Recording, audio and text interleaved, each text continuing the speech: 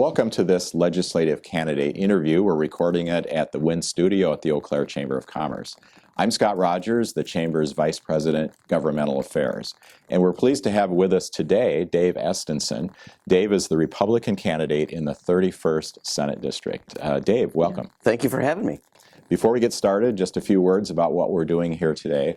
The Chamber does not endorse candidates for public office. However, because of the impact of government on the business community, we're interested in public policy issues. And so to help you make an informed choice when you vote, we do these interviews with candidates to learn a little bit more about their background and hear in their own words what they think about a few business issues. So, Dave, let's start out with getting acquainted with you. Yeah. Tell us about your background, and then why have you decided to run for the state Senate? Sure.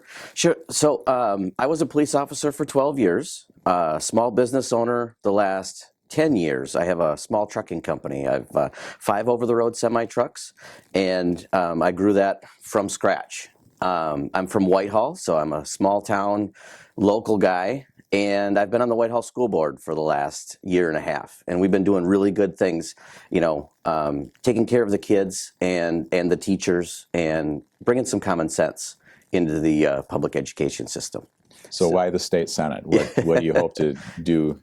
Why have you decided to get involved in that? Yeah, for sure. Level? I have 2 little girls. They're 9 and 12, and I am very worried about the climate and the society, that the way things are going, that I feel it is important for me to get in there and make a difference for them and the people and people like me, people around the 31st Senate District. All right, so let's say you do get in there, that the voters in the 31st District decide to send you to Madison. Yep. So the state Senate starts meeting in January. What are your personal priorities? What things would you be working on? So one thing that's hitting everyone the hardest right now is inflation, supply chain, that sort of thing.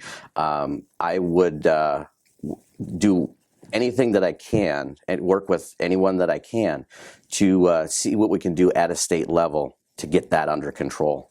Another big thing, being that I was in law enforcement, is I'm very concerned about the rising crime. So working to get those types of priorities through. Right now, our law enforcement officers seem to be the ones that are in handcuffs. They're not able to do their job for various reasons.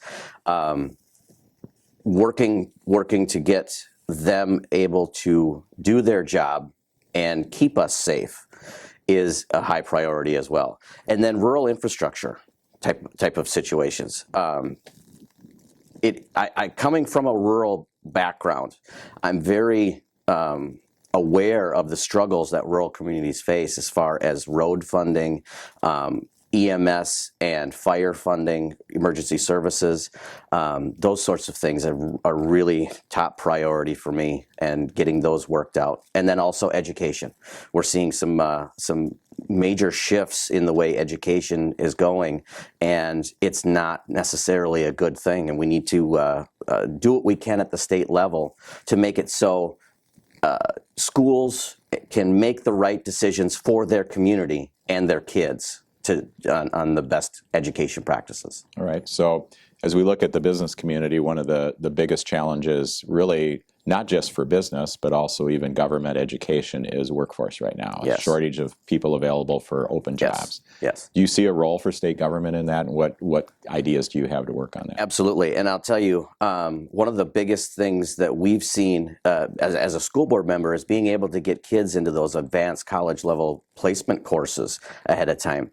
That has been great for getting kids right from the school into the workforce, and it has been a great thing for the workforce, I think. And we can expand on that. If a student decides early enough to get into those advanced placement courses, they can graduate from high school with a diploma and an associate's degree to enter that workforce right away. Or if they choose to take that to a 4-year degree, they'd only have 2 years of that 4-year degree versus 4.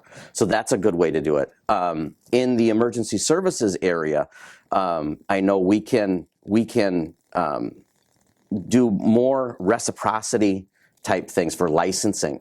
And I know that the licensing bureau down in Madison is an absolute disaster right now. It's taking months, if not years, to get licenses. That is holding people out of the job market.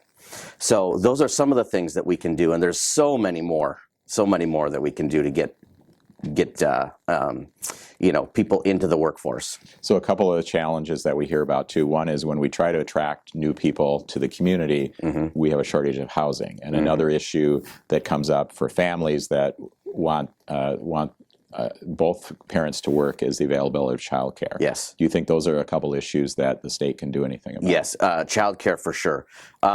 Right now, the burden of regulation, of state regulation on childcare is so overbearing that it's actually prohibitive to a private party running a childcare center and be profitable. And those are some of the regulations that we could look at and tweak, and we can still offer high quality childcare at an affordable rate. One of the things we're doing down in Whitehall is we have just purchased a building, and I know some of the trend around us is going with a school-based childcare program. I'm not necessarily a fan of that, but what we're looking at doing is, if we have extra space, leasing that space to a private party to run at a low-cost lease so they can open a daycare using our space that we might not have a need for at the moment. Those are some of the things that we can do locally and allow that at the state level so we can get that done. So one of the major initiatives in our area is on the part of University of Wisconsin-Eau Claire. They have their proposed Science and Health Sciences building. It's a big project. First half was funded in 2 budgets ago. It didn't make it into the last budget. Now the regents have put it on their list of things they're going to ask the governor and legislature to fund this coming year. Yes. What are your thoughts about that project? And if it's something you do favor, what would you do in the legislature to try to get it over the finish line? Sure. And I actually I had the honor of touring that building. Boy, does that building need to be redone. I absolutely know that building, there is so much important work going on in that old building. We have got to get this done. So I am absolutely in favor of whatever needs to happen for that building to get replaced. That needs to happen. So if this is one of those areas where I would still need to learn more about the specific funding requirements, but anything that we can do to get that done, I'm in favor of doing. All right. So one more question. Yep. We are having people watch this program who are business people living in the 31st Senate District. So sort of the bottom line question for them would be, why should Dave Estenson be the person they vote for to send to Madison for January? Sure. I am a pro-business person, and I understand that it is mainly, government regulations and burdensome tax structures that makes it harder to do business. So I am a pro-freedom guy, small government, limited government. There's a need for government to make sure things are safe and that sort of thing. However, it should be more incumbent on the businesses to make sure that they're providing their own services versus government setting a standard statewide and then going that way. So anything that I can do to help take the regulatory boot off of the throats of our small business owners is a high priority for me. And I can tell you that we learned a lot from COVID, and I will fight to prevent businesses from ever being labeled non-essential ever again. All right. Well, Dave, thanks for joining us today. Yes, thank you. Thanks for having me. And a final word, just encourage you to carefully consider your decisions in the voting booth, do your research, and don't forget the election is November 8th. Be sure to exercise your right to vote. Thanks.